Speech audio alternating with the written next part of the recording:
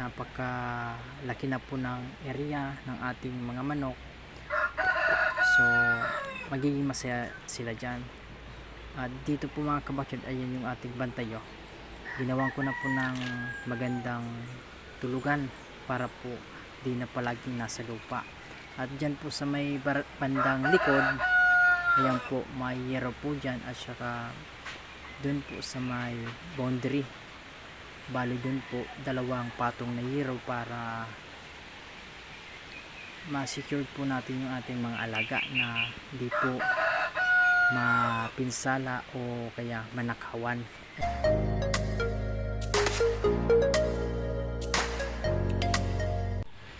Mapagpalang araw po mga kabakyard, welcome sa isa na namang episode ng Backyard Farming. Ito na po mga kabakyard ang ating bagong pre-range area. So nandito na po sila. Ayan, napakarami pa pong damo. Bale 3 days na po sila dito, pero yung damo po napakarami pa po. So ayan po, ayan, napakalaki na po ng area ng ating mga manok. So magiging masaya sila dyan. At dito po mga kabakyard, ayan yung ating bantayo. Ginawan ko na po ng magandang tulugan para po di na palaging nasa lupa. At dyan po sa may bandang likod, ayan po, may yero po dyan, at saka dun po sa may boundary, bali dun po dalawang patong na yero para ma-secure po natin yung ating mga alaga na di po mapinsala o kaya manakawan. Ayan po mga kabakyard, bali ang net na ginamit natin dito, yung itim po, yung maliliit po ang butas. So mas maganda na po ito kumpara po dun sa dati nating net na napakaliki ng butas, kahit ahas nakakapasok po. So ayan po mga kabakyard, palibot po yan dyan ng yero sa may bandang gilid at saka dun po sa may likod.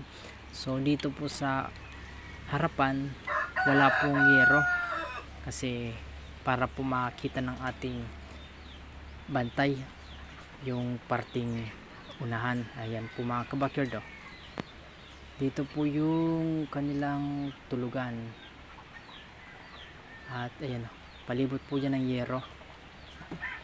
Bale sa junk shop po natin ito binili para po makamura po tayo, kasi kung bibili po tayo ng bago mas mahal po yun.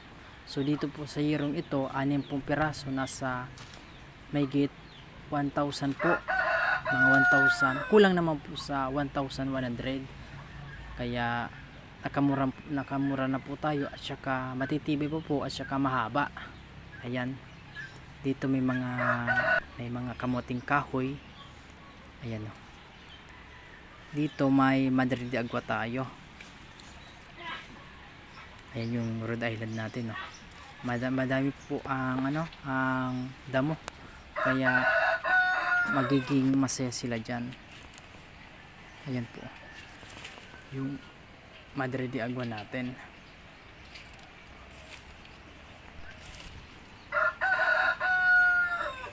Ayan po, yung yero po natin is 6 lang po, kaya kulang pa po. So sa susunod po, pag may pera po tayo, bibili ulit tayo para mas malagyan pa po natin ng ikalawang patong na yero, para kahit po magnanakaw di po makapasok. Ito po pala mga kabakyard na pabahay ng ating manok is bali 3 lang na yero yung ating ginamit, at saka yung haba mga kabakyard is 8 feet. Then yung coco lumber na ginamit natin is 2x2, bali 6 lang po, kaya medyo kunti lang po yung ating nagastos dito sa coco lumber. Dito po mga kabakyard, may pugad po ng ibon, at saka yan may itlog po. Dito po yan sa pre-range area natin.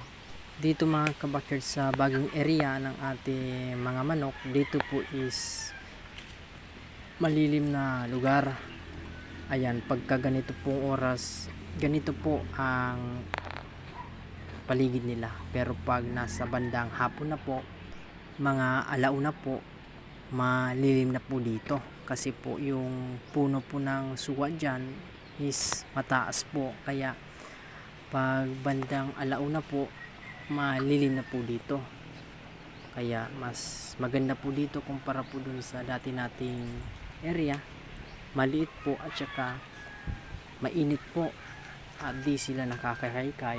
So dito po sa panibagong kulungan nila, panibagong area, ayan, may mga damo, kinakain, nakakapagkaykay, ayan, nagtatatakbuhan, may magandang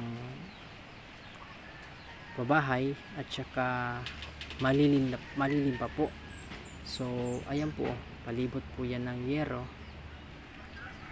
para secure po ang ating mga alaga.